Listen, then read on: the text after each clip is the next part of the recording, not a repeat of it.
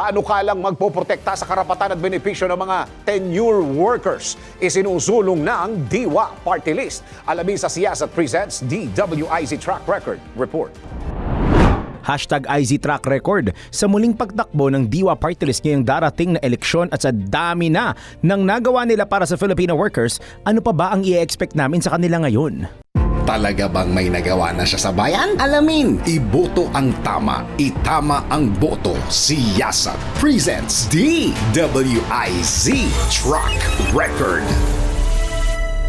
Sa eksklusibong panayam ng DWIZ, napag-alaman na sa muling pagtakbo ng Diwa Party List sa Kongreso, layunin nila na patuloy at mas palakasin pa ang pagsulong sa karapatan ng mga manggagawang Pilipino, partikular na sa inihain noon ni Diwa Party List Representative Michael Edgar Aglipay na Security of Tenure Law na naglalayang tapusin ng kontraktualisasyon o ENDO.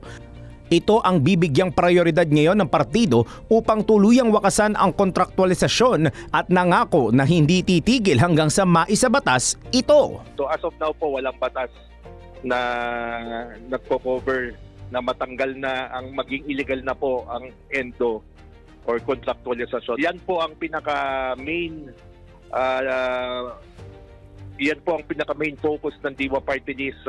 Hanggat po wala pong batas na yan, ay yan po ang primary focus ng Diwa kasi madami po nagsasuffer dyan. Bukod pa riyan, isusulong din ng Diwa Party List ang OFW Retirement Fund na magbibigay ng pagkakataon sa mga OFW na paglaanan at paghandaan ng kanilang retirement na maaari nilang gamitin sa oras ng pangangailangan. Pagbalik ko po ay gagawa tayo ng isang batas na magkakaroon ng tawag dito po, pondo, fund. Siguro parang SSS na mga OFW Opo. na voluntary na gusto nila maghulog na fund na magkaroon din sila ng parang retirement pay. Matatandaan na isinulong din ng Diwa Party List ang pagtatatag ng Department of Migrant Workers na nakasentro sa pagbibigay ng assistance sa mga bagong bayani ng Pilipinas at nangako na magpapatuloy sila sa kanilang mga advokasya upang tulungan ang malaking sektor ng mga manggagawang Pilipino na makamit ang kanilang mga karapatan at benepisyo.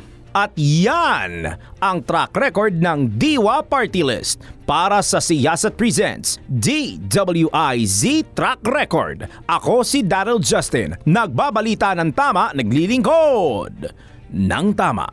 Ngayong alam mo na gawa na ng listahan ng iboboto mo. Iboto ang tama, itama ang boto. Siyasat presents DWIZ Track Record. I-message mo na kami sa aming Facebook, TikTok or YouTube kung kaninong track record ang gusto mong ipacheck.